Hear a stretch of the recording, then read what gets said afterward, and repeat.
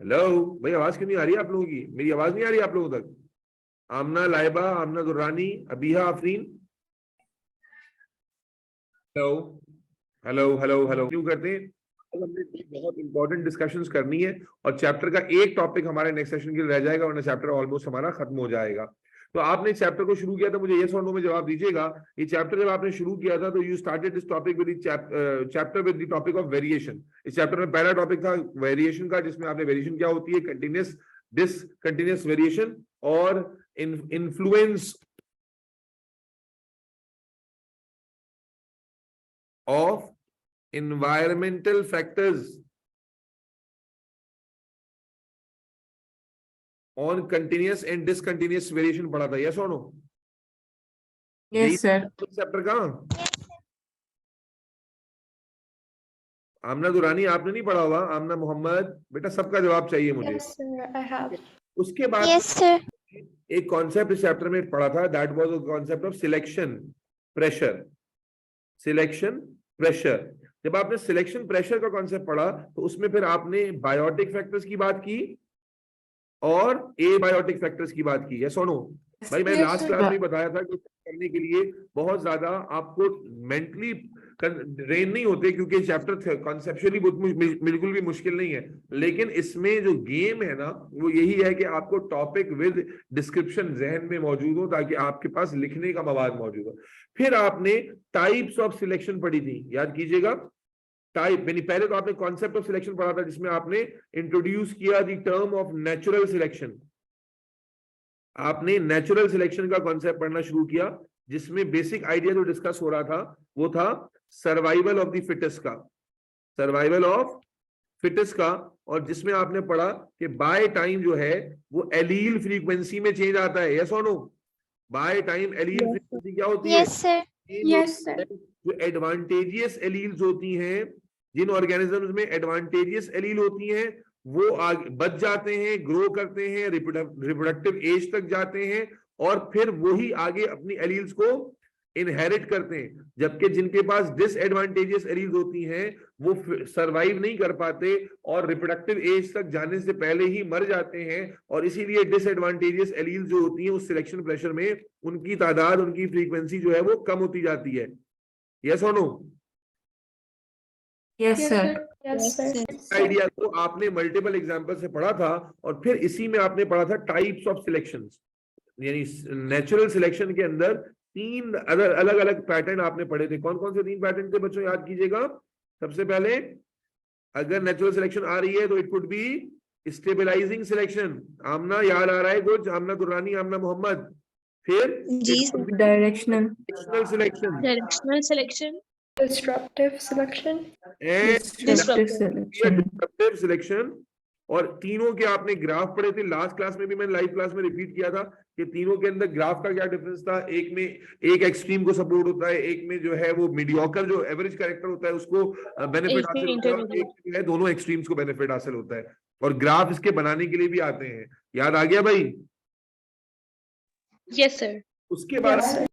फिर आपने types of selection पढ़ने के बाद ये कॉन्सेप्ट डिस्कस किया था कि भाई नेचुरल सिलेक्शन में तो जेनेटिक फ्रीक्वेंसी चेंज होती है, एलील फ्रीक्वेंसी चेंज होती है, लेकिन और कौन से मोड्स हैं और कौन से मेथड्स हैं जिनमें, या और कौन से फिनोमिना हैं जिनमें एलील यानी other than natural selection phenomena which change the allele frequency in generation, change allele frequency other than natural. यानी जो कॉन्सेप्ट इसके बाद शुरू हो गया था वो यही वाला था कि phenomena which change allele frequency other than normal selection, natural selection, other than natural selection. तो हमने पढ़ा कि नेचुरल सिलेक्शन में तो एनवायरनमेंट प्रेशर अप्लाई करता है, एडवांटेजेस और डिसएडवांटेजेस एलील का कॉन्सेप्ट चलता है, लेकिन उसके अलावा फिर हमने तीन फिनोमिना और पढ़े थे। कौन कौन से बच्चों, याद करें? पहला The founder effect. जी लाइबा, इनकलाब याद आ रहा है बेटा? फाउंडर्स इफेक्ट लास्ट क्लास में ही बात की थी इसकी। दूसरा कौन सा था? Genetic drift. bottleneck effect.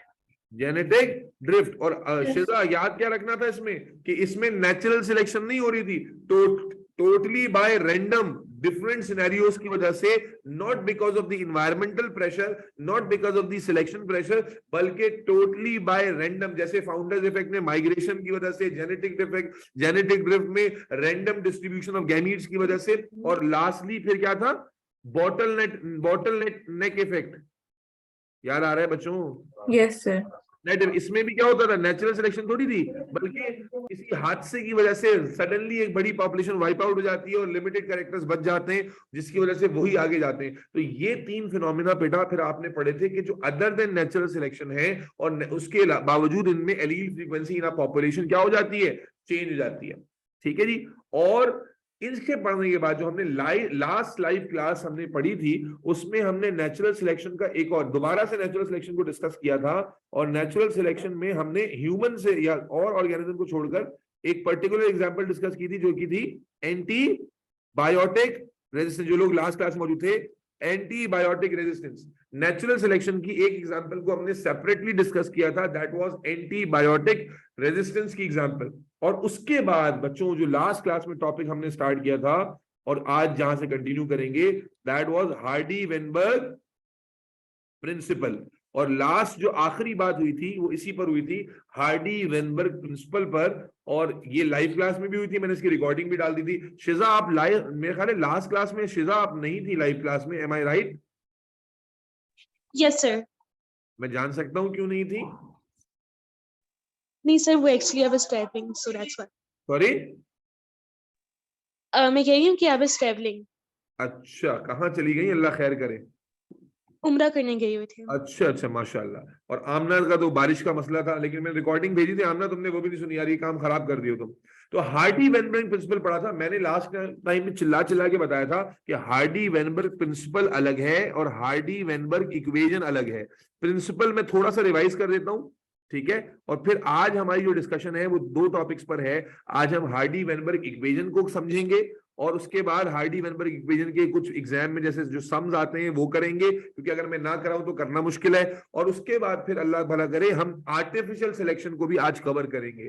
फिर इंशाल्लाह इस चैप्टर में एक टॉपिक रह जाएगा, स्पीसिएशन और types of speciation and evolutionary evidence of speciation, यानी स्पीसिएशन का एक टॉपिक रह जाएगा, वो हम नेक्स्ट सेशन में डिस्कस करेंगे। Next session would be the last session of this chapter. इसलिए मैंने लास्ट टाइम में बताया था कि अपना पीछे से पॉइंट्स लिखकर अपनी चिट्स पर लिखना शुरू करो कि सिलेक्शन में क्या पॉइंट्स लिखने हैं, फाउंडर में क्या लिखना है, क्या, ताकि ये चैप्टर अच्छे से हो जाए। तुम इस चैप्टर को मुश्किल नहीं पाओगे, लेकिन अगर रेगुलरली तुमने इसको कॉन्सेप्ट पर सिर्फ बेस किया तो तुम्हारा आंसर बहुत ही छोटा सा आंसर होगा, जो बार बार मैं कह रहा हूं कि इसीलिए हमने नोट्स के भी हेल्प ली साथ साथ, ताकि नोट्स में जब आप बैठेंगे रिवाइज करने के लिए तो सारे पॉइंट्स आपको समझ में आ रहे हो, कंक्लूसिव लग रहे हो। तो हार्डी-वेनबर्ग प्रिंसिपल हम लोगों ने लास्ट क्लास में पढ़ लिया था, मैं थोड़ा सा रिपीट कर देता हूं कि हार्डी-वेनबर्ग ने बिल्कुल ही इस सारी कॉन्सेप्ट के अपोजिट बात की थी। क्या अपोजिट बात की थी?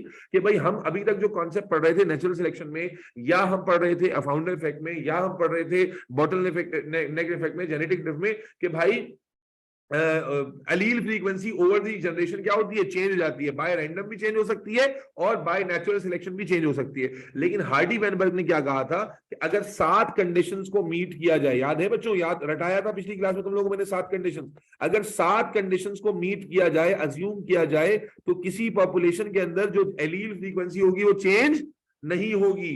याद आ रहा है भाई?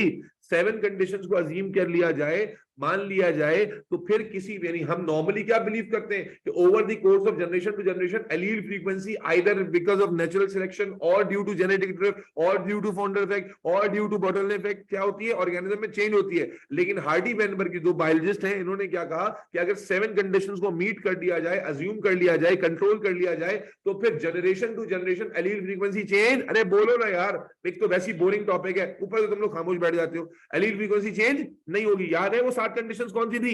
स्टेप बाय लास्ट क्लास में रटा रहा था। नंबर 1 ऑर्गेनिज्म का, अरे अपने आप को एग्जांपल बना के कहा, ऑर्गेनिज्म का क्या होना जरूरी था? डिप्लॉयड होना। ऑर्गेनिज्म कैसे रिप्रोड्यूस करना चाहिए? Sexual reproduction. फिर large population, sorry, very good, population size should be large enough. Population size क्या होना चाहिए था? लार्ज होना चाहिए था। ये सब रैंडम मेटिंग एग्जाम में। इसी तरह नो ओवरलैप बिटवीन जनरेशन, जो लास्ट क्लास में मौजूद थे।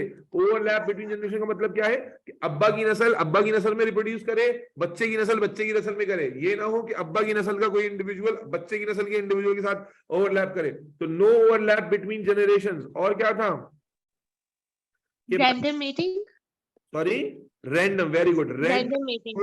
यानी ऐसा ना हो कि एक ही फैमिली में मेटिंग किए जा रहे हैं, रैंडम मेटिंग हो। और फिर क्या था कि जो एलीलिक फ्रीक्वेंसी है, एलील फ्रीक्वेंसी, वो मेल और फीमेल में बराबर यानी अप्रोक्सीमेटली बराबर डिस्ट्रीब्यूट हुई। ऐसा कोई कैरेक्टर ना हो जो फीमेल में ही ज्यादा होता है या मेल में ही ज्यादा होता है। तो एलील फ्रीक्वेंसी इज डिस्ट्रीब्यूटेड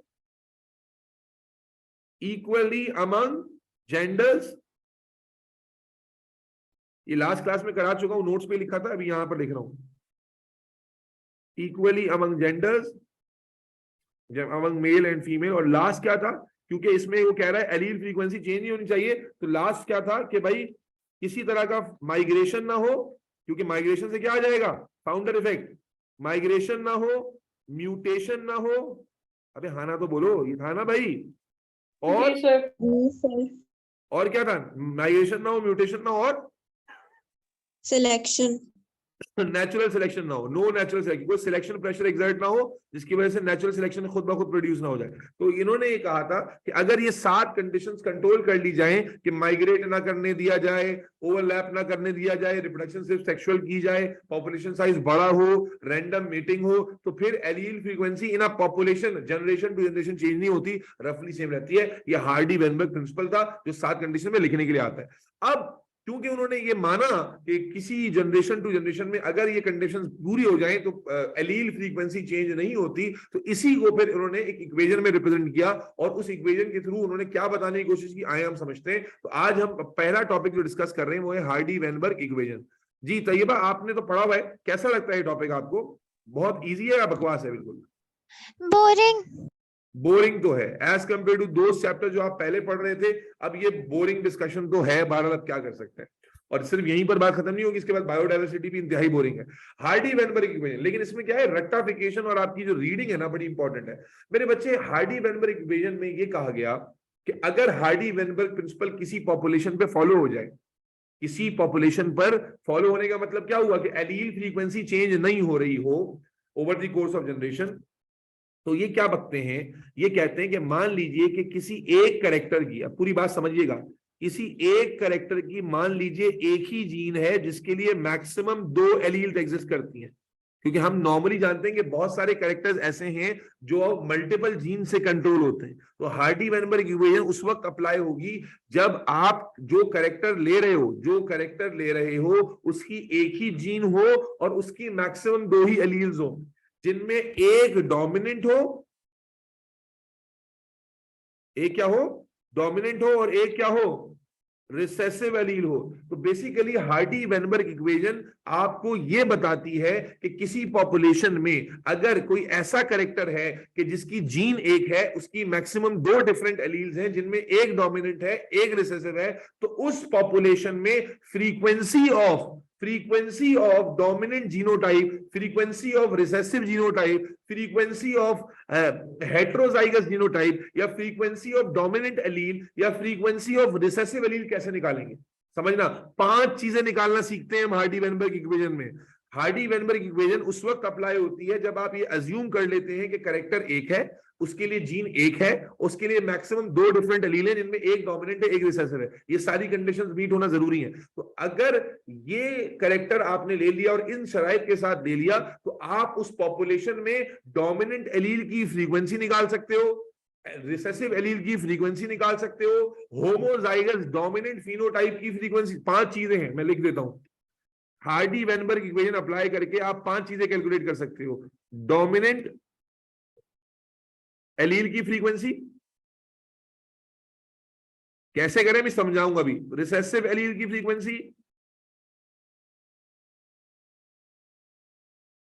आप जेनेटिक्स पढ़ चुके हो। होमोजाइगस डोमिनेंट जीनोटाइप की फ्रीक्वेंसी, हेटेरोजाइगस डोमिनेंट, जिन्होंने इनहेरिटेड चेंज पढ़ी है वो रिलेट कर सकते हैं मेरी बात को। हेटेरोजाइगस डोमिनेंट जीनोटाइप की फ्रीक्वेंसी, और लास्टली होमोजाइगस रिसेसिव जीनोटाइप की फ्रीक्वेंसी। आप यूजिंग हार्डी-वेनबर्ग इक्वेशन, अज्यूमिंग दोस कंडीशन जो मैंने ऑरेंज कलर में लिखी हैं, आप 5 चीजें किसी पॉपुलेशन की कंट्रोल कर सकते हो। क्यों? क्योंकि हार्डी-वेनबर्ग ने ये मान लिया था कि अगर ऊपर वाली 7 कंडीशंस फॉलो की जाएं तो एलील की frequency over the course of generation change नहीं होगी, यानी कोई नई एलील पैदा नहीं होगी। तो इसलिए हार्डी-वेनबर्ग ने इसका एक मैथमेटिकल रिलेशनशिप बनाया। वो क्या था? वो रिलेशनशिप ये कहता है कि अगर मान लीजिए कि P is the representation of a dominant allele. P is the representation of a dominant allele and Q is the representation of recessive allele. किसी पॉपुलेशन में अभी हमने कहा था 2 एलील्स हैं, एक डोमिनेंट एक रिसेसिव। तो अगर हम डोमिनेंट को P से रिप्रेजेंट कर दें और रिसेसिव को Q से रिप्रेजेंट कर दें और हार्डी-वेनबर्ग का ऊपर वाला प्रिंसिपल भी मान लें, तो वो प्रिंसिपल क्या कहता है कि किसी पॉपुलेशन से जनरेशन टू जनरेशन एलील की फ्रीक्वेंसी चेंज नहीं होती। यानी P और Q को जब आप सम अप करेंगे तो चूंकि फ्रीक्वेंसी चेंज नहीं हो रही, इसलिए इसका आंसर हमेशा एक ही जैसा आएगा। इसको मैथमेटिकली एक्सप्लेन किया जाता है P plus Q is equal to 1। 1 है total number of allele frequency, तो P और Q को जब भी सम अप करेंगे तो हमेशा टोटल एलील फ्रीक्वेंसी एक ही जितनी आएगी। हो सकता है कि P का नंबर इंडिविजुअल में बढ़ जाए तो Q का कम हो जाएगा, Q का बढ़ जाए तो P का कम हो जाएगा, लेकिन क्योंकि ओवरऑल एलील फ्रीक्वेंसी चेंज नहीं हो रही पॉपुलेशन में, तो P और Q का सम हमेशा सिमिलर ही रहेगा। और ये कब चेंज होता कि P Q के अलावा कोई नई एलील ऐड हो जाती। ये कब चेंज होता कि जब Q वाली एलील में म्यूटेशन आ जाती। ये कब चेंज होता जब P वाले एलील में म्यूटेशन आ जाती। लेकिन अगर म्यूटेशन नहीं आ रही, ऊपर वाली कंडीशंस फॉलो हो रही हैं, तो और एक कैरेक्टर की 2 ही एलील आपने कंसीडर किए, कमबख्त वो म्यूटेट भी नहीं कर रही, तो over the course of generation individual to individual तो नंबर चेंज हो सकता है, लेकिन पूरे पॉपुलेशन में जो सम होगा डोमिनेंट और रिसेसिव एलील का, वो हमेशा एक कांस्टेंट सम होगा, जिसे हम इक्वेशन में P plus Q is equal to 1 से रिप्रेजेंट करते हैं। एंड इस इक्वेशन को हम हार्डी-वेनबर्ग इक्वेशन कहते हैं। क्या ये बात समझ में आती है? जी सर। बेटा ये जी गलत सर। बता रहा हूं जी इसलिए सर। ताकि थोड़ा समझ में आ जाए। हार्डी-वेनबर्ग प्रिंसिपल अगर फॉलो हो जाए, एक करेक्टर हम पकड़ लें, उसकी 2 एलील्स डिफरेंट पकड़ लें, एक डोमिनेंट हो एक रिसेसिव हो, इसके अलावा तीसरी कोई एलील ना हो, तो हम हार्डी-वेनबर्ग इक्वेशन लिख सकते हैं P plus Q is equal to 1, जो कॉन्सेप्चुअली ये बता रही है कि जब एलील फ्रीक्वेंसी चेंज ही नहीं हो रही तो सम ऑफ एलील फ्रीक्वेंसी हमेशा सेम होगा। इस इक्वेशन को इस्तेमाल करके हम ये 5 चीजें निकाल सकते हैं, और हम निकाल के भी अभी आपको थोड़ी देर में दिखाएंगे। ठीक है, एग्जाम के 2 क्वेश्चन निकाले में मैंने, वो कराऊंगा आपको। तो P plus Q is equal to 1। अच्छा बेटा, अब P डोमिनेंट एलील थी, Q रिसेसिव एलील थी। आप जानते हैं कि मान लीजिए कि अगर मेरे पास एक एलील है कैपिटल P जो डोमिनेंट है, और इनहेरिटेड चेंज आपने पढ़ा हुआ है, मेरे साथ ही पढ़ा है, और एक रिसेसिव एलील है स्मॉल b, तो आप जानते हैं इसके कितने कॉम्बिनेशन होते हैं भाई? कैपिटल B से मिल सकता है, कैपिटल B स्मॉल b से मिल सकता है, और स्मॉल b से मिल सकता है। Yes yes sir. बेटा, क्या ये बात सिर्फ तैयबा को समझ में आती है कि बाकी लोगों ने नहीं पढ़ा कि भाई जी 2 सर। एलील्स के पॉसिबल कॉम्बिनेशन जी क्या सर। होते हैं? कि वो डोमिनेंट Yes, sir. डोमिनेंट से मिले, इसको हम क्या कहते हैं? Homozygous dominant. इसको क्या कहते हैं? Heterozygous dominant. और इसको क्या कहते हैं? Homozygous recessive. Homozygous recessive. ठीक है ना? तो अगर 2 एलील्स हैं P और Q, तो P और Q के भी यही 3 कॉम्बिनेशन होंगे। क्या ख्याल है? P और Q के क्या कॉम्बिनेशन होंगे? या तो P से मिलेगा तो P स्क्वायर कहलाएगा, या Q से मिलेगा तो Q स्क्वायर कहलाएगा, और अगर P और Q आपस में मिलेंगे तो PQ होगा। यस और नो? Yes sir. अब अगर P plus Q is equal to 1 पर मैं मैथ्स का होल स्क्वायर फॉर्मूला अप्लाई कर दूं, तो मुझे बताइए ये इक्वेशन किसमें कन्वर्ट हो जाएगी? बताइए। P प्लस Q का होल स्क्वायर अगर फॉर्मूला अप्लाई करें, और यहां पर भी बोथ साइड पे स्क्वायर ले, मैथ्स है, तो क्या बन जाएगा? P square plus 2PQ plus Q square is equal to 1। क्योंकि 1 का स्क्वायर 1 ही होता है, तो क्या हार्डी-वेनबर्ग इक्वेशन की एक सेकेंड रिप्रेजेंटेशन ये भी हो सकती है भाई मैथमेटिकली? Yes sir. अगर P plus Q 1 Yes, sir. के होल स्क्वायर ले लें तो ये इक्वेशन इलैबोरेट हो जाएगी। यस और नो? Yes, sir. इस इक्वेशन को अगर हम मैथमेटिकली कंसीडर करें तो क्या ये रिप्रेजेंटेशन होमोजाइगस डोमिनेंट की है? Yes. क्या ये रिप्रेजेंटेशन हेट्रोजाइगस डोमिनेंट की है? Yes, sir. Yes, sir. क्या ये रिप्रेजेंटेशन होमोजाइगस रिसेसिव की है? Yes, sir. अब समझ लो बेटा, हार्डी वन बाई इक्वेशन में दो फॉर्मूले इस्तेमाल होते हैं, P plus Q is equal to 1। ये एलील की फ्रीक्वेंसी निकालने के लिए इस्तेमाल होता है। जैसे अगर मुझे P की फ्रीक्वेंसी पता है तो मैं P plus Q is equal to 1 करके Q की निकाल लूंगा, ठीक है, या Q की पता है तो P की निकाल लूंगा। और साथ ही साथ अगर मुझे डोमिनेंट फिनोटाइप कितना आ रहा है, जीनोटाइप कितना आ रहा है, हेटेरोजाइगस जीनोटाइप कितना आ रहा है, उसकी फ्रीक्वेंसी निकालनी है तो P स्क्वायर 2PQ और Q स्क्वायर के थ्रू निकालूंगा। तो दो इक्वेशन हमें पता होना चाहिए, इसका कॉन्सेप्ट थोड़ा बहुत पता होना चाहिए। क्या कॉन्सेप्ट है? हार्डी-वेनबर्ग इक्वेशन वो मैथमेटिकल इक्वेशन है जो सर्टेन कंडीशंस में अप्लाई होती है to find out these 5 things: dominant allele frequency, recessive allele frequency, homozygous dominant genotype की frequency, heterozygous dominant genotype की frequency, homozygous recessive की frequency।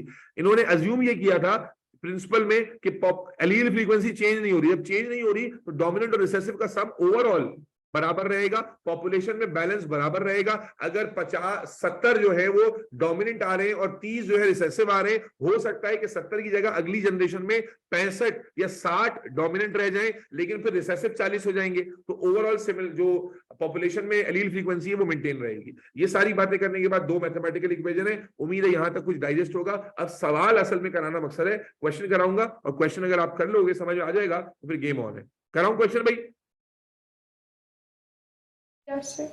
Yes, sir. चलो Yes, sir. देखो, the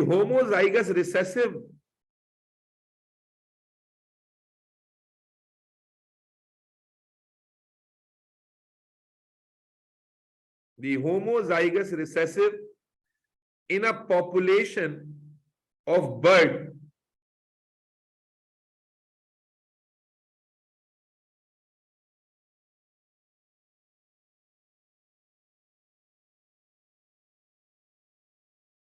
is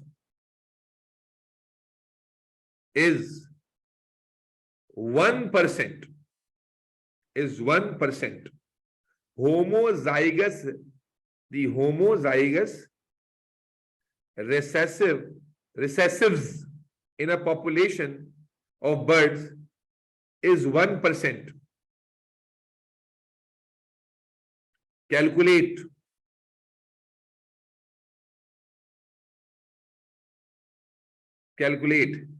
allele frequency of dominant and recessive genotype. Calculate allele frequency of dominant and recessive characters. Calculate allele frequency of dominant and recessive character. And the percentage of homozygous and heterozygous dominant individuals in a population.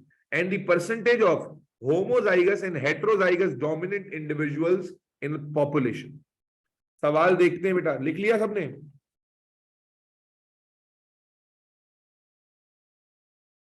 सवाल लिख लिया सबने? Sir, last वाला Yes, sir. फिर repeat करेंगे, percentage of homozygous and Percentage of homozygous dominant and heterozygous dominant individuals. okay sir. बेटा आप मुझे कराने दो सवाल, एक बार तमीज से समझ लो। देखो डेटा तुम्हें एक ही दिया हुआ है, 1% ऑफ द रिसेसिव इंडिविजुअल, यही दिया है ना, एक पॉपुलेशन के 1% इंडिविजुअल रिसेसिव है, यस और नो? रिसेसिव कैरेक्टर वाले हैं। Yes, sir. तो बोलो Yes sir. रिक्वायर क्या है? रिक्वायर तुम्हें मल्टीपल चीजें, तुम्हें डोमिनेंट एलील की फ्रीक्वेंसी बतानी है यानी P बताना है, तुम्हें रिसेसिव एलील की फ्रीक्वेंसी बतानी है यानी Q बताना है, तुम्हें होमोजाइगस डोमिनेंट को हमने किससे रिप्रेजेंट किया था? P स्क्वायर, और तुम्हें PQ की फ्रीक्वेंसी बतानी है, यस और नो? Yes, sir. बेटा इस सवाल का डेटा सबको समझ में आता है? लाइव एंड ग्लाब आपको Yes, sir. 1% of recessive individual दिए हुए पॉपुलेशन में, फिर आपको डोमिनेंट और रिसेसिव की फ्रीक्वेंसी और होमोजाइगस डोमिनेंट और हेटेरोजाइगस की डोमिनेंट की फ्रीक्वेंसी बतानी है परसेंटेज में। आए इसको सॉल्व करते हैं। सवाल सबको समझ में आ गया? मैं सॉल्व करके दिखा रहा हूं, एक बार देख लीजिए। करना आसान है, इतना मुश्किल नहीं, लेकिन करना जरूरी है। अब बेटा ये जो आपको 1% ऑफ रिसेसिव इंडिविजुअल दिया हुआ है, क्या मैं कह सकता हूं कि ये हमारा Q स्क्वायर है?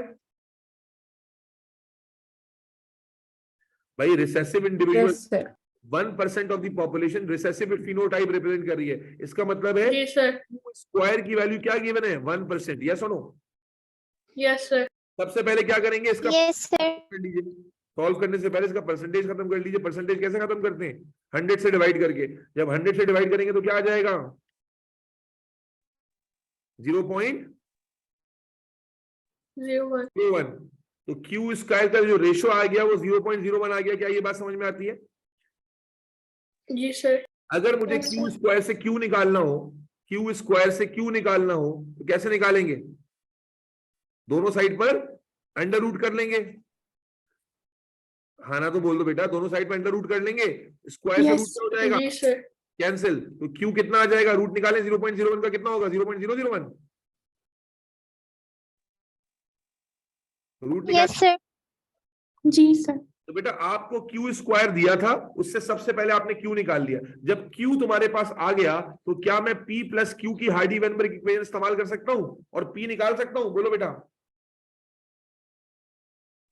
जी sir. Yes, sir. यहां मैं क्या डालूंगा? 0.001 इज इक्वल टू 1 और ये उधर जाके माइनस हो जाएगा। तो पी किसके बराबर आ जाएगा? 1 minus 0.001 and the answer is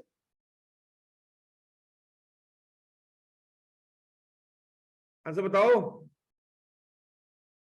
1 minus 0.001 is 0. 0.999. 0.999. 999। क्या मुझे एलील फ्रीक्वेंसी पता चल गई डोमिनेंट की? Yes, sir. क्या डोमिनेंट एलील की फ्रीक्वेंसी पता चल गई? भाई बोलो। Yes, sir. Yes, Sir, sir. isn't the cube root for 0.01 0.1, not 0.001? दोबारा बोलो बेटा। Sir, it's 0.1, not 0.01. Square root लिया है। Yeah, स्क्वायर रूट ऑफ 0.01 है 0.0 क्या आ रहा है? 0.1. 0.1 आ रहा है बच्चों। Yes, sir. Yes, sir. तो तुम लोग नींद में हो गया, बताते क्यों नहीं हो? तो यहाँ पर बस थोड़ा चेंज आएगा। क्या आ जाएगा बेटा? 0.1 आ जाएगा, यहाँ पर 0.1 आ जाएगा। जब माइनस करेंगे तो 0.9 आ जाएगा। यस और नो? Yes. अब बच्चों P आ गया। जब P आ गया और Q भी आ गया तो क्या मैं P स्क्वायर निकाल सकता हूं? बोलो बेटा। P Right. स्क्वायर क्या मतलब हुआ? P into P। क्या P की वैल्यू पता है मुझे? Which is 0.9 into 0.9। तो क्या आ जाएगा? 0.81। यस और नो? Yes, sir. और Yes, sir. परसेंटेज में कन्वर्ट करना हो तो क्या करेंगे? 100 से मल्टीप्लाई कर देंगे तो ये बन जाएगा 81%। यस और नो? Yes, sir. Yes, इसी तरह आ जाएंगे। तो sir. आप उसके बाद जो वो होता था, अल्लाह भला करे, आपका हेटेरोजाइगस डोमिनेंट, वो क्या होता था? 2pq। तो 2pq का मतलब क्या हो गया? 2 into p into q, that is 2। p की वैल्यू क्या थी? 0.9। q की वैल्यू क्या थी? 0.1। That is equal to, yes please, 0.18. 0.18. By 100 कर लेंगे परसेंटेज में कन्वर्ट करने के लिए तो क्या हो जाएगा? 18%। यस और नो? Yes, sir. आ गए आंसर हमारे। इसी तरह P की एरियल फ्रीक्वेंसी अगर परसेंटेज में बताएं तो इसको भी 100 से मल्टीप्लाई कर लेंगे तो ये क्या हो जाएगा? 90%। 90. और Q की भी अगर 100 में उससे बताएं तो मल्टीप्लाई बाय 100 कर लेंगे तो ये क्या हो जाएगा? 10%। आ गए सारे आंसर्स कि भाई एलील, रिसेसिव एलील की फ्रीक्वेंसी 10% होगी पॉपुलेशन में, डोमिनेंट एलील की फ्रीक्वेंसी 90% होगी, homozygous dominant phenotype, homozygous dominant phenotype जो है वो 81% पॉपुलेशन में होगा और हेटेरोजाइगस डोमिनेंट जीनोटाइप जो है वो 18% पॉपुलेशन में होगा। यस और नो? Yes, Sir. बेटा समझ में आया नहीं आया? आपको रिसेसिव का उसने इंडिविजुअल नंबर बताया था, वो क्यू स्क्वायर था। हमने कॉन्सेप्ट समझा कि रिसेसिव फिनोटाइप। Yes, sir. वहां से क्यू निकाला, क्यू से फिर हमने पी प्लस क्यू वाली इक्वेशन अप्लाई करके पी निकाल लिया और फिर पी स्क्वायर होमोजाइगस डोमिनेंट होता है तो उसको सॉल्व किया, उससे हमें होमोजाइगस डोमिनेंट का नंबर पता चल गया और 2pq से हमें हेटेरोजाइगस डोमिनेंट का नंबर पता चल गया। यस और नो? लाइव एंड क्लास नहीं आ रही बात समझ में? आमना मोहम्मद, आमना दुरानी, अबिया सईद, आफरीन मेमन। Yes, sir. समझ आ गया. जी There सर are- आपने. चलो अब एक जी सवाल। sir. हाँ बोलो, कुछ सवाल पूछ रहे हो? कोई क्वेश्चन है? बोलो। चलो नेक्स्ट क्वेश्चन दे रहा हूं बेटा करने के लिए, फटाफट से कीजिएगा। लिखिए, in a population of birds, in a population of birds, 13% of the individuals exhibit the recessive phenotype of white feathers. In a population of birds, 13% of the individuals exhibit recessive phenotype of white feathers. Calculate the frequencies of all genotypes. सबकी निकाल, वो कहा है उसने. Calculate the frequencies of all genotypes. All genotype का मतलब 5 चीजें निकालनी है. Q, P, Q square, P square और 2PQ. ठीक है? Yes, sir.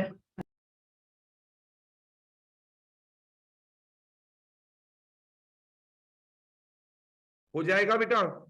ये 13% क्या गिवन है ऑनलाइन वालों? 13% क्या गिवन है? ये क्यू है या क्यू स्क्वायर है?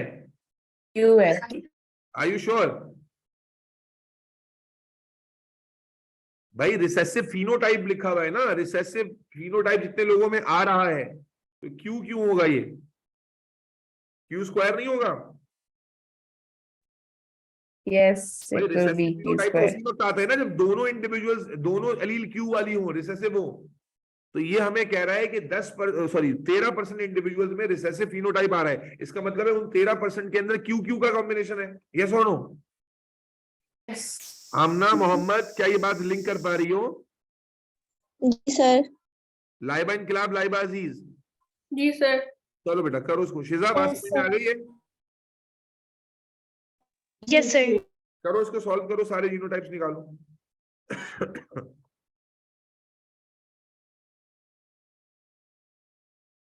अल्लाह.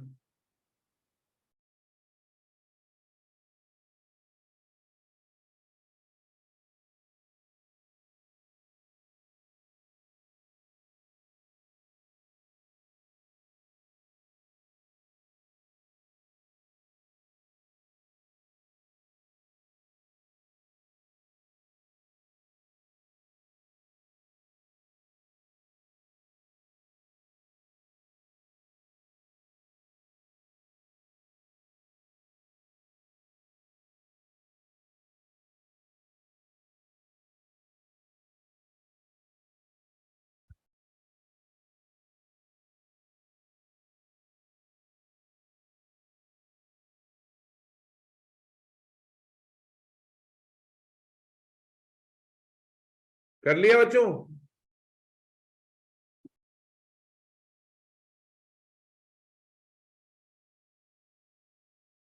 हेलो?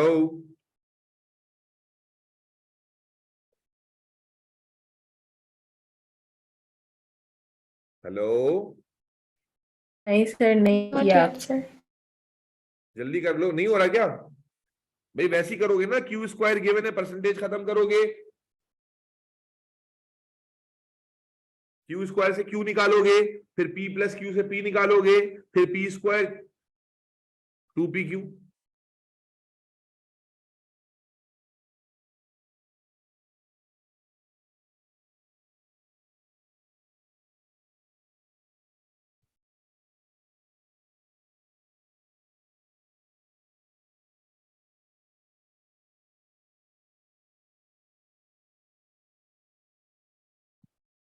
भाई आज ही कर लोगे?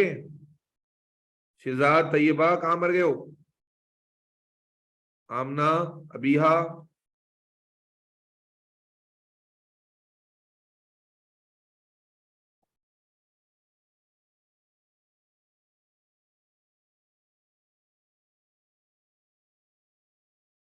आमना दुरानी हो गया? आमना दुरानी हो गया? Not yet, sir.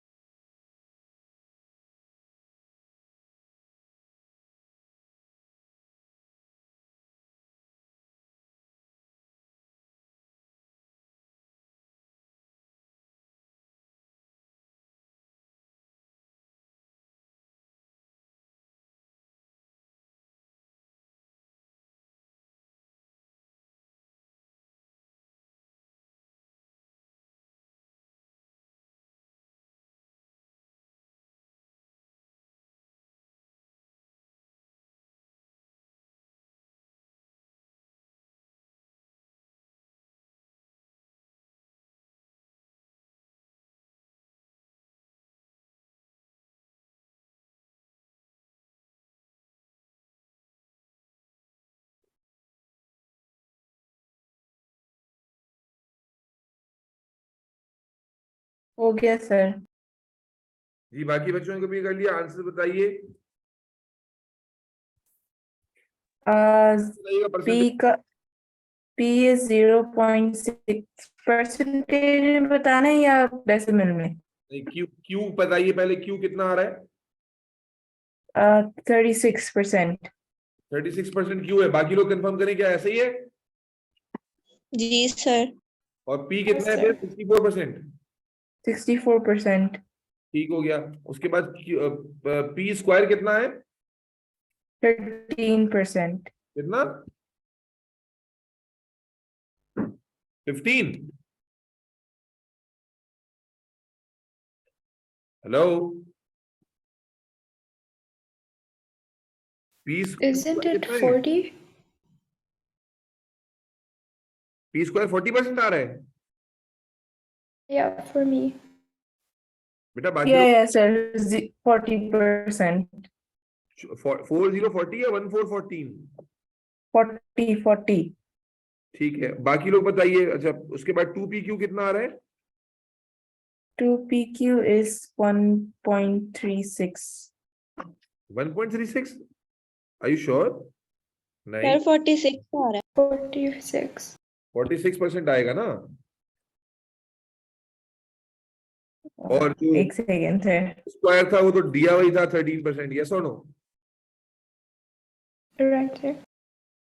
बेटा बाकी लोग प्लीज कंफर्म कीजिएगा, ये सवाल ये सबसे हुआ है या नहीं हुआ? शिजा, लाइबा अजीज, लाइबा इनकलाब, आमना दुरानी, आमना Mohammad. Yes, sir. I got these answers. है। जी सर हो गया। लाइबा इनकलाब का जवाब क्यों नहीं आ रहा? लाइबा इनकलाब। जी सर। सर मेरा 2PQ 43%। 43% क्यों आ रहा है भाई, जब बाकी आंसर सेम है तो? सर 2PQ का 43। 43 46 की क्यों नहीं जगह आ रहा है? तुम्हारा 43। क्यों आ रहा है 43? यही तो पूछ रहा हूँ। आंसर जरा कंपेयर करो ना किसी से, कहां पर गड़बड़ की है? पी और क्यू की वैल्यू तुम्हारी अलग आई है क्या? Sir 2 into 0.64 into 0.34 into 100। 34 क्यों आ रहा है? 36 नहीं है क्या? सर आप वर्किंग कर सकते हैं? कौन है कौन है वर्किंग वाला? Okay sir 36 sorry. वर्किंग वाला कौन है, जरा मुझे बताओ प्लीज। सर मैं लाइबा। लाइबा। देखो बेटा, मैं ऊपर करके इसलिए आया था ताकि मुझे एक सवाल में कॉन्फिडेंस हो कि तुम लोग कर पाओगे या नहीं। मैं तो कर दूं, 2 मिनट लगेंगे करने में भाई। 46। 13% गिवन था, आपने उसे 100 से डिवाइड किया होगा, तो ये 100 से डिवाइड करके हो गया होगा 1.3। ऐसा ही है ना? सॉरी, हाँ 1.3 कह रहा हूं, 0.13। जी सर। उसके बाद फिर आपने इससे क्यू निकाला होगा, तो क्यू के लिए आपने इसको स्क्वायर रूट किया होगा दोनों तरफ, तो इसका क्या आंसर आया है? 0.36। 0.13 का जब रूट किया है, क्या है आंसर? 0.36। ठीक है, जब ये क्यू आ गया तो फिर आपने क्या किया? P प्लस क्यू लगाया इज इक्वल टू 1, और यहां से आपने P निकाल लेना था। पूरी वर्किंग वही तो थी, इसमें क्या मुश्किल था यार? तो P is equal to 1 minus 0.36 होना था, that is P is equal to 0.64 हो गया था। जब P आ गया और Q भी आ गया, यहां पर आपको P Q पता चल गया, यहां आपको P पता चल गया। अब आप जो है, अल्लाह आपका भला करे, P स्क्वायर निकाल लें। तो P स्क्वायर के लिए P इंटू P करना था, यानी 0.64 इंटू 0.64 करना था। 2PQ के लिए क्या करना था? 2 इंटू P विच इज 0.64 और Q विच इज 0.36। इसको सॉल्व करना था बस। क्या गेम था? कुछ भी नहीं था, हलवा था बिल्कुल। अब लाइबा अजीज फरमाइए कि कहाँ भंड मारा है आपने? सर मैंने स्क्वायर रूट नहीं निकाला। क्यों बेटा, आप ऊपर वाला कॉपी नहीं किया आपने? ऊपर किया सर। हाँ किया। हाँ, तो भाई ये तो बिल्कुल सिंपल सा सवाल है ना मेरे बच्चे, समझो। इसमें इसमें गलती का चांस नहीं हो जाएगी। 2-3 नंबर ये A2 के मुफ्त के नंबर हैं आपके, मुफ्त के, क्योंकि इसमें गलती का कोई चांस नहीं है। बिल्कुल सिंपल सी मैथ्स है, कोई कॉम्प्लिकेटेड एल्गोरिथम्स भी नहीं है कि आप कहें कि यार ये तो बड़ा मुश्किल मैथ है। आमना दुरानी, आमना मोहम्मद से हुआ है, शिजा से हुआ है? जी सर हो गया। Yes, sir. चलो मेरे बच्चे, टॉपिक खत्म हो गया। Hardy Weinberg principle, Hardy Weinberg equation खत्म हो गई। लॉ अप्लाई करना आ गया, एक बार आपने सीख लिया, ये दो क्वेश्चंस आपने कर लिए। इस तरह के क्वेश्चंस आते हैं और आसान होते हैं, बस कोई भंड ना मार दें। ठीक है जी, ये हमारा नेचुरल सिलेक्शन का पूरा टॉपिक खत्म हो गया और सारी बकवास खत्म हो गई। अब हम आ जाते हैं आर्टिफिशियल सिलेक्शन पर। ठीक है जी, देखो नेचुरल सिलेक्शन जरा याद करो। नेचुरल सिलेक्शन क्या होती थी कि जहां पर इन्वायरमेंट सिलेक्शन प्रेशर अप्लाई करता है, फिर उस इन्वायरमेंट के उस पर्टिकुलर सिलेक्शन प्रेशर के अगेंस्ट में एडवांटेजियस सेल जिस ऑर्गेनिज्म के पास होती हैं वो सरवाइव करते हैं और वो रिप्रोडक्टिव एज तक जाते हैं और फिर वहां जाके रिप्रोड्यूस करते हैं और उनको आगे इनहेरिट करते हैं। जबकि जो डिसएडवांटेजेस एलील्स होती हैं वो वाले ऑर्गेनिज्म रिप्रोडक्टिव एज तक नहीं पहुंच पाते और अपनी एलील को नेक्स्ट जनरेशन में इनहेरिट नहीं कर पाते। यही कॉन्सेप्ट है ना नेचुरल सिलेक्शन का। जी सर। मेरे बच्चों, आर्टिफिशियल सिलेक्शन, अच्छा फिर नेचुरल सिलेक्शन में क्या होता था कि नेचुरल सिलेक्शन में जो ऑर्गेनिज्म भी सरवाइव करता था तो वो बेहतर से बेहतर होता जाता है। यानी बेसिकली नेचुरल सिलेक्शन वो प्रोसेस होता है जो एनवायरनमेंट की वजह से होता है, नंबर 1।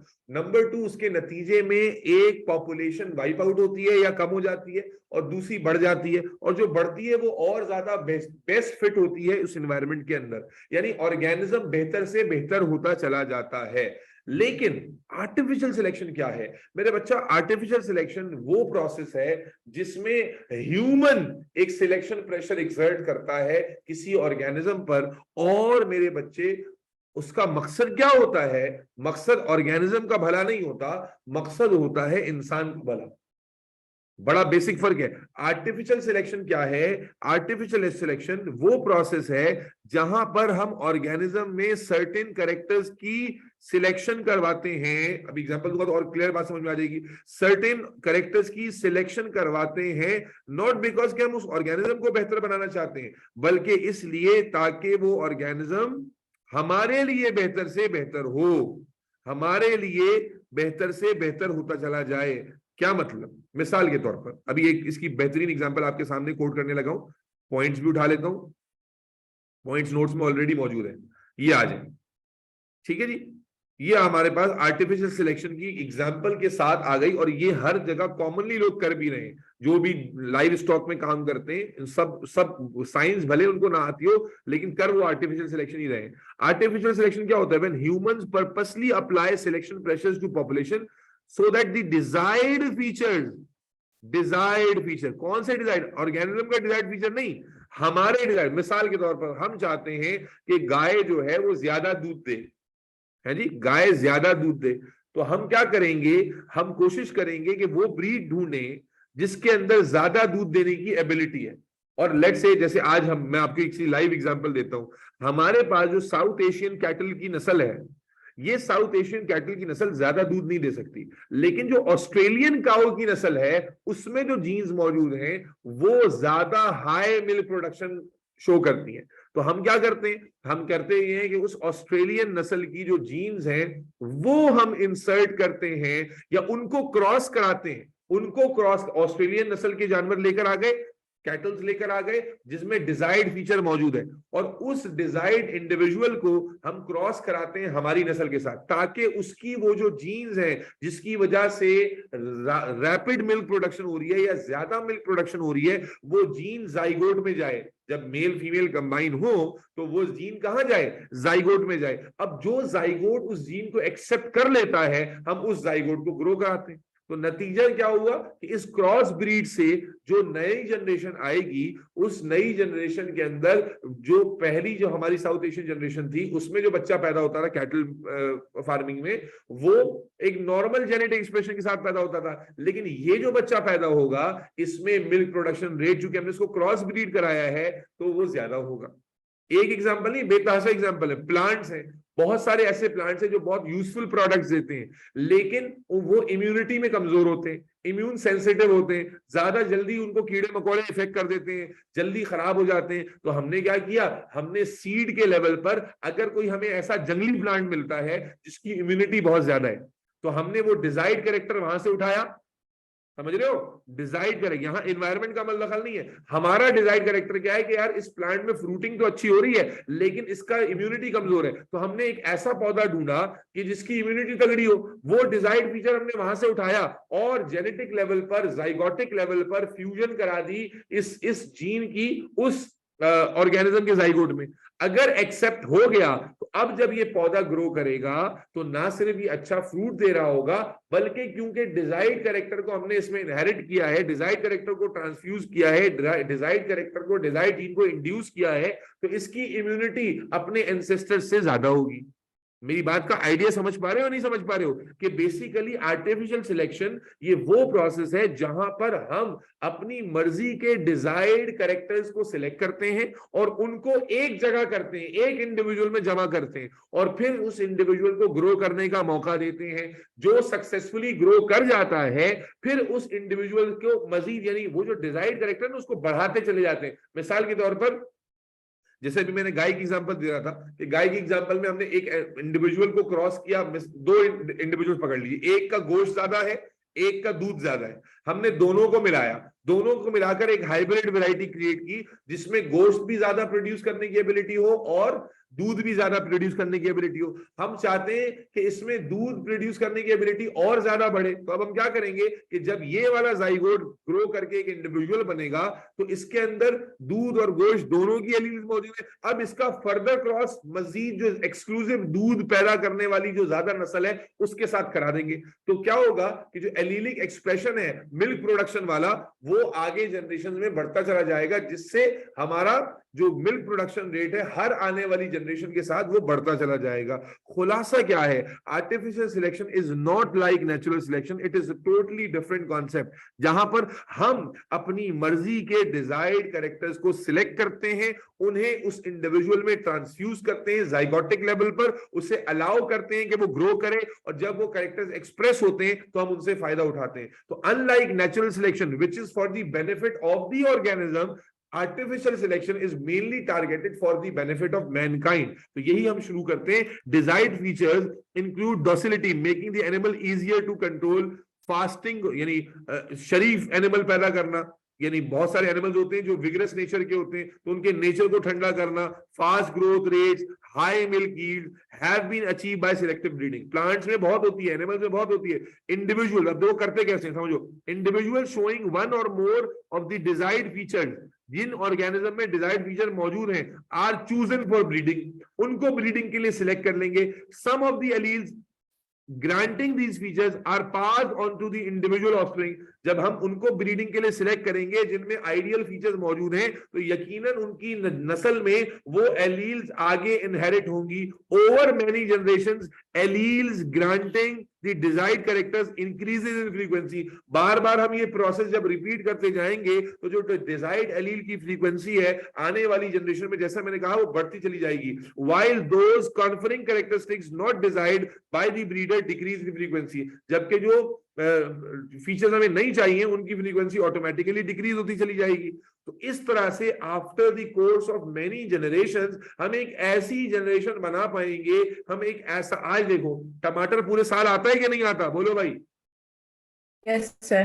आलू प्याज पूरे साल आता है या नहीं आता? केला पूरे साल आता है या नहीं आता? आपको नहीं पता, लेकिन आज जो आलू टमाटर हम खा रहे हैं वो सिलेक्टिव ब्रीडिंग का नतीजा है कि हमने आलू के अंदर वो जेनेटिक इंसर्शंस की over the course of multiple generation, केले के अंदर की, कि आज जो केला उगाया जा रहा है वो ना सिर्फ एक पर्टिकुलर सीजन में अच्छे से उगता है बल्कि पूरे साल अच्छे से उगता है।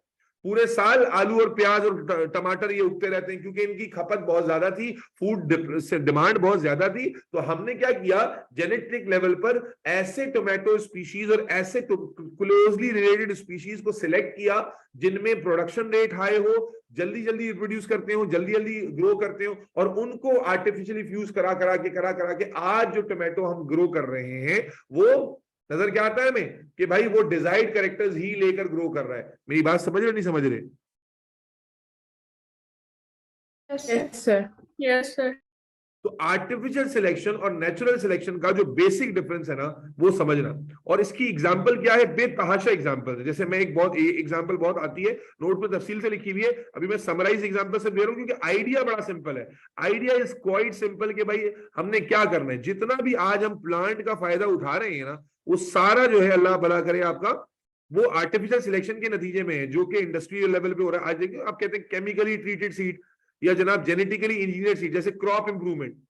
क्रॉप इंप्रूवमेंट में क्या देखते हैं कि gene technology is used to alter or add genes into a species in order to change its characteristics. Selective breeding हो रही है, क्या हो रहा है, produce many different varieties of wheat and rice, most is grown to produce grains rich in gluten. अब हमें ऐसा राइस और ऐसा व्हीट बनाना है जो ग्लूटेन में रिच हो, तो हमने क्या किया, राइस की एक अच्छी वैरायटी पकड़ी और जहां ग्लूटेन कंटेंट जिस प्लांट में ज्यादा होता है उसमें से ग्लूटेन प्रोड्यूसिंग जीन्स पकड़ी और दोनों को फ्यूज करके राइस की एक हाइब्रिड वैरायटी बना ली। इसी तरह और क्या हम चाहते हैं क्रॉप इंप्रूवमेंट में, रेजिस्टेंस टुवर्ड्स वेरियस डिजीज। बहुत सारे ऐसे क्रॉप हैं जो सेंसिटिव होते हैं, तो हमने उनके साथ क्या किया, उन क्रॉप्स को हाइब्रिड कराया, उन क्रॉप्स को फ्यूज कराया, उन जीन्स को लाकर मैनिपुलेट किया जो कि इम्यूनिटी में तगड़े हैं। तो आहिस्ता आहिस्ता हम राइस या व्हीट की एक ऐसी वैरायटी डेवलप कर पा रहे हैं जो कि इम्यूनो कॉम्पिटेंट है। इसी तरह shorter stems for easy harvest, hence higher yields.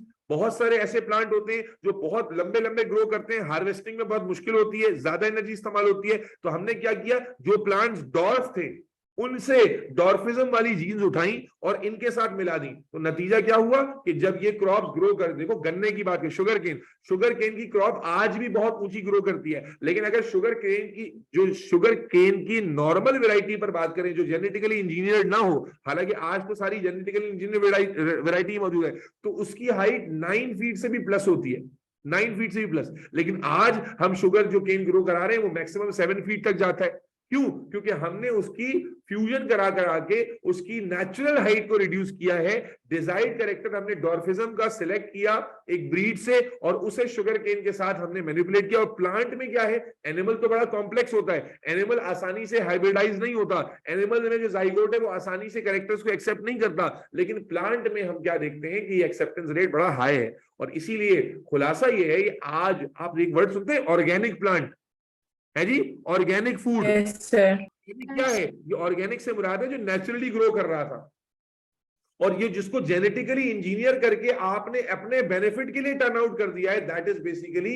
हालांकि देखो ना, टमाटर तो वो भी, या आलू या प्याज या और जो भी क्रॉप है वो भी तो नेचुरली ग्रो कर रही है, वो भी नेचुरल कंडीशन में कर रही है, लेकिन पीछे उसका जो सीड है, पीछे जो उसका जाइगोट है, उससे हमने मैनिपुलेट किया है as per the requirement we have.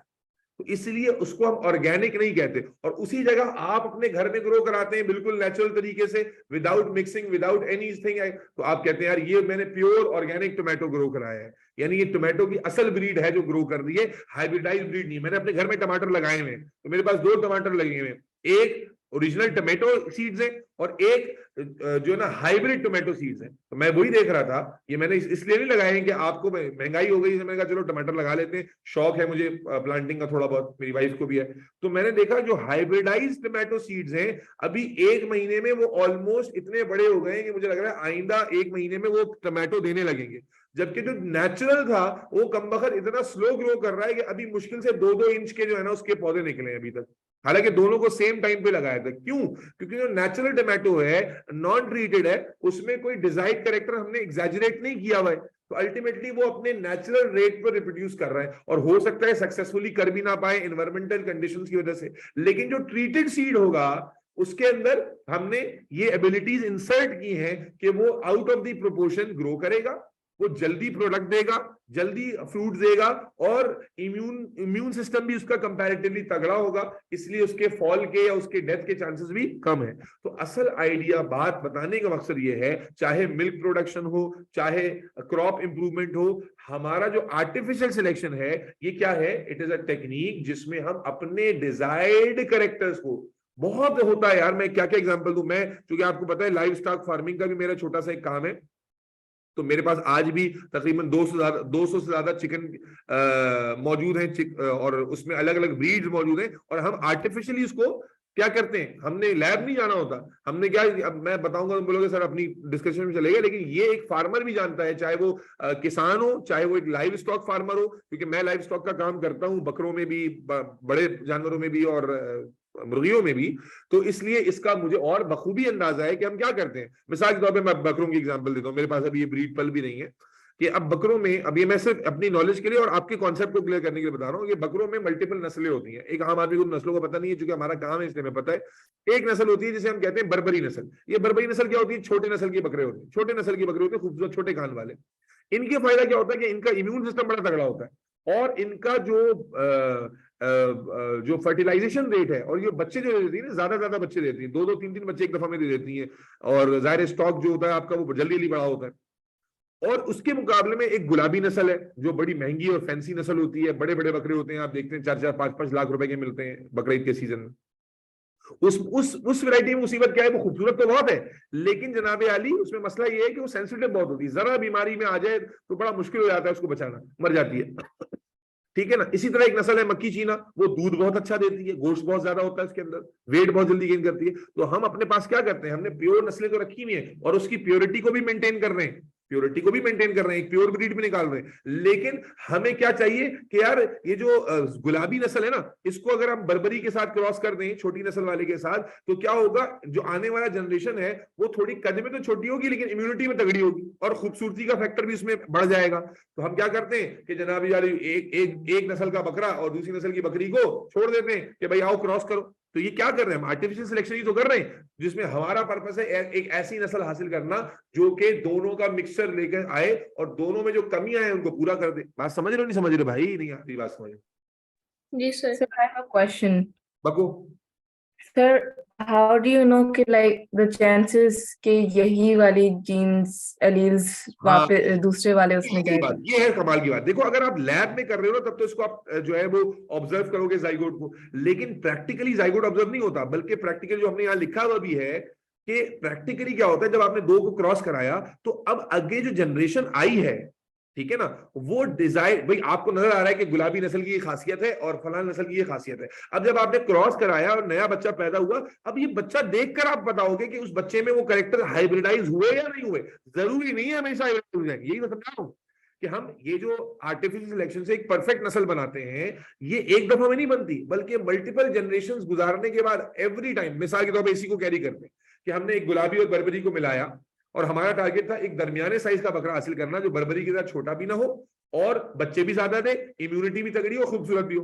अब हमने जनाब अली जब क्रॉस कराया, पहली जनरेशन में बच्चा आया, तो उस बच्चे में हमें नजर आया कि थोड़े बहुत चेंजेस आए, कुछ सिग्निफिकेंट चेंजेस नहीं आए। तो अब जब ये बच्चा बड़ा होगा और ये बच्चा काबिल होगा रिप्रोड्यूस करने के, तो अब मैं देखूंगा कि अगर लेट्स सपोज बच्चे में जनाब अली खूबसूरती वाला फैक्टर तो आ गया, लेकिन वो जो इम्यूनिटी वाला ना अभी भी नहीं आया, तो मैं क्या करूंगा, अब बजाय इसके कि इसको गुलाबी के साथ क्रॉस कराऊं, क्योंकि खूबसूरती तो ये ले चुका, मैं इसको फर्दर बर्बरी के साथ ही क्रॉस कराऊंगा ताकि उसके फीचर आने के चांस बढ़ते चले जाए। तो ओवर दी जो मेरे डिजाइर्ड कैरेक्टर्स हैं, मैं बार बार उनको रिप्रोड्यूस कराऊंगा जब तक वो सक्सेसफुली अपने मैक्सिमम लेवल तक इनहेरिट नहीं हो जाते। Eventually after multiple generation I will be able to produce an individual जो कि एक क्रॉस नस्ल होगी, और उस क्रॉस नस्ल के अंदर हाइट तो कम होगी लेकिन खूबसूरती भी ज्यादा होगी और इम्यूनिटी भी ज्यादा होगी।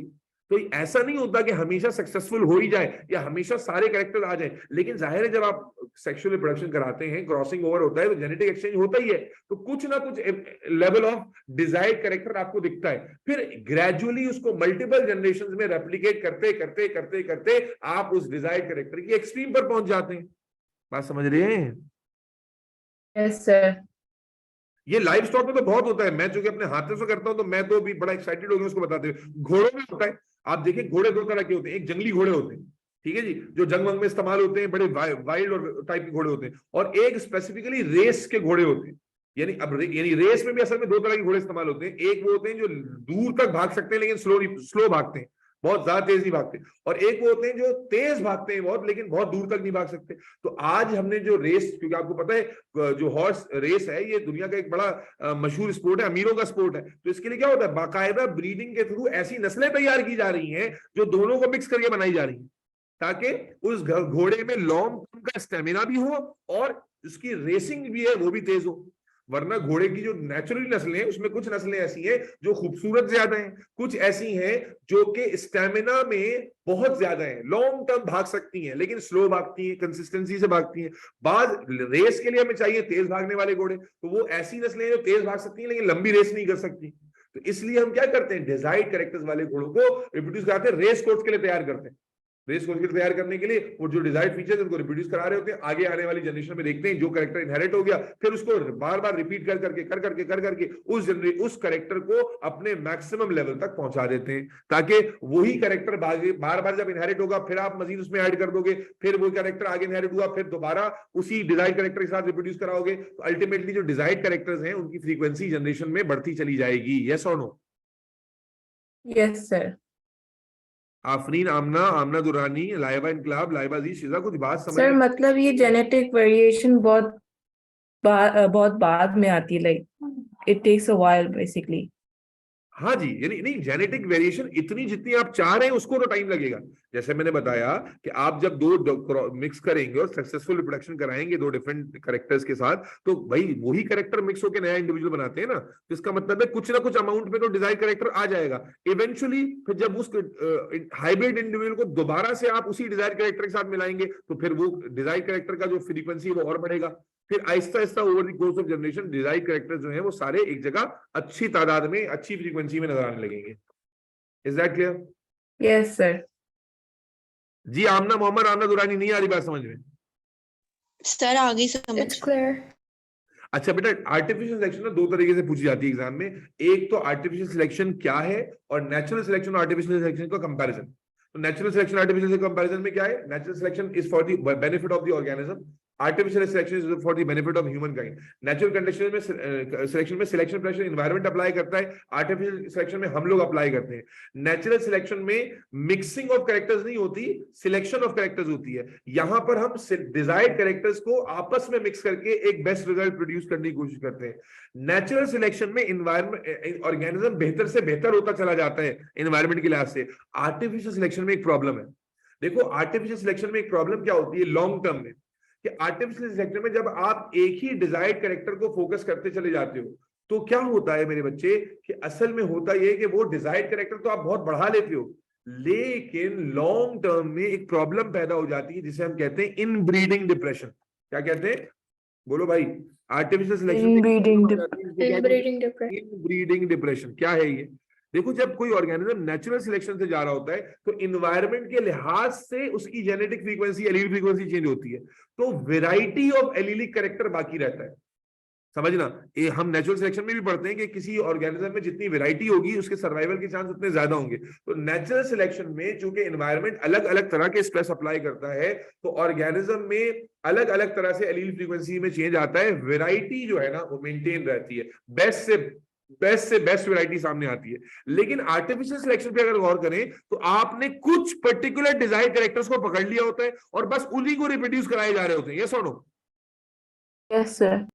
तो अगर मान लीजिए कि मल्टीपल जनरेशंस के बाद आपने वो डिजायर्ड कैरेक्टर ठूस भी दिया ऑर्गेनिज्म में और अचानक से एनवायरनमेंट चेंज हो गया और उस एनवायरनमेंट के लिहाज से अब वो डिजायर्ड कैरेक्टर जो आपके लिए डिजायर्ड था ऑर्गेनिज्म को फेवर नहीं कर रहा, तो ऑर्गेनिज्म के लिए नुकसान होगा नहीं होगा? क्योंकि जब आप एक ही डिजायर्ड कैरेक्टर को बार बार रैंडम मेटिंग नहीं करा रहे थे, आप सिलेक्टिव मेटिंग करा रहे थे। यस और नो? रैंडम मेटिंग में क्या होता है, एलीलिक वैरायटी पॉपुलेशन में बनी रहती है। लेकिन अगर आप सिलेक्टिव, मैं आसान एग्जांपल देता हूं, इंसान है, आप मान लीजिए इंसानों की रैंडम शादियां हो रही है ना, किसी की गोरे से हो रही है, किसी काले से हो रही है, किसी के सांवले से हो रही है, तो आपको हर तरह की वैरायटी अभी भी नजर आ रही है नहीं आ रही? बोलो यार।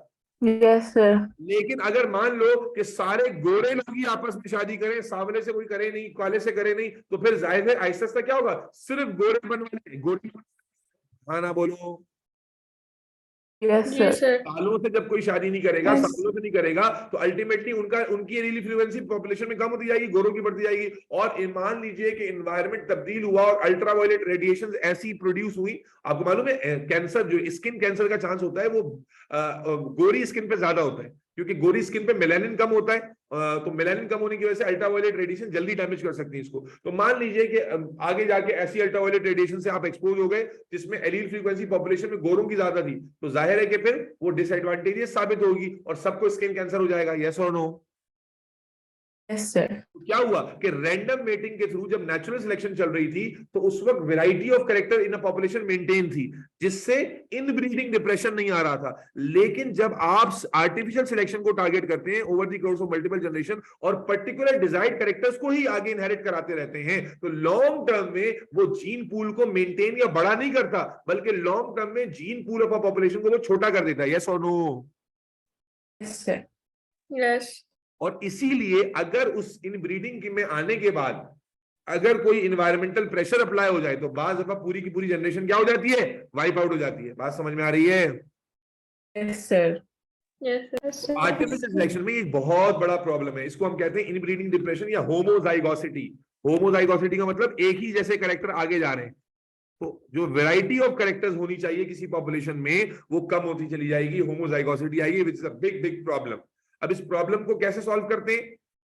बेटा इस प्रॉब्लम को सॉल्व करने का तरीका ये है कि जब आप मल्टीपल बार एक डिजायर्ड कैरेक्टर को रिप्रोड्यूस करा चुके हो तो जगह जगह इंटरवल्स पर आप उसकी रैंडम मेटिंग भी करा दें। जैसे बकरों की भी मैंने बात की, अगर मल्टीपल टाइम में एक ही डिजायर्ड इंडिविजुअल से कराता जा रहा हूं तो मुझे क्या चाहिए, अगर मुझे उसमें इनब्रीडिंग डिप्रेशन से बचना है तो मैं क्या करूं, कभी कभी उसकी जो फर्टिलाइजेशन है वो किसी और नस्ल से भी करा दूं। समझ में आ रही है बात? किसी और नस्ल से भी करा दूं, रैंडम मेटिंग भी कराऊं, दूसरी वैरायटी के साथ भी मेटिंग कराऊं। अगर सिर्फ एक डिजायर्ड कैरेक्टर को पकड़ के बैठ जाऊंगा तो इवेंचुअली वो होमोजाइगोसिटी की तरफ जाएगा, इनब्रीडिंग डिप्रेशन की तरफ जाएगा, और ये ऑर्गेनिज्म के सर्वाइवल के लिए मुश्किल है लॉन्ग टर्म में। अगर इन्वायरमेंटल चैलेंज आया तो इन्वायरमेंटल चैलेंज से निपटने के लिए उसके पास बहुत ज्यादा वैरायटी, बोलो बेटा, नहीं होगी। यस और no? Yes, sir. Yes, sir. That's all. Artificial selection और नेचुरल सिलेक्शन तो बहुत डिटेल डिस्कशन है। आर्टिफिशियल सिलेक्शन का बेसिक आइडिया समझ में आ गया।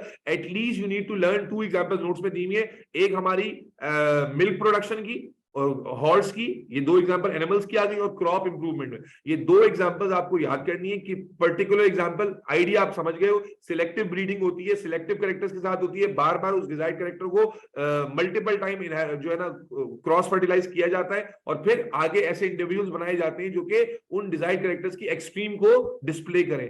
लॉन्ग टर्म में दिस इज नॉट गुड। क्यों? क्योंकि इनब्रीडिंग डिप्रेशन आ रहा है, सेम कैरेक्टर्स आगे जा रहे हैं, वैरायटी ऑफ कैरेक्टर खत्म होती चली जा रही है और इससे होमोजाइगोसिटी आती है, और अगर एनवायरनमेंट आगे जाके तब्दील हुआ तो बहुत बड़ा मसला भी हो सकता है। इसलिए सॉल्यूशन क्या है कि आप क्या करें, मल्टीपल जनरेशंस में फिर आप डिफरेंट कैरेक्टर्स को भी फ्यूज करा दिया करें ताकि जो वैरायटी ऑफ कैरेक्टर है वो पॉपुलेशन से खत्म ना हो जाए। मैंने एग्जांपल दी, अगर सिर्फ गोरे लोग की शादी करेंगे तो ऐसा काले खत्म हो जाएंगे, तो आप क्या करें, गोरों में शादी करें लेकिन कभी किसी सांवले या काले से भी कर लिया करें, तो ताकि वो जो काले वाली जीन्स हैं, एलील्स हैं, वो भी पॉपुलेशन में बाकी रहे। Is that clear?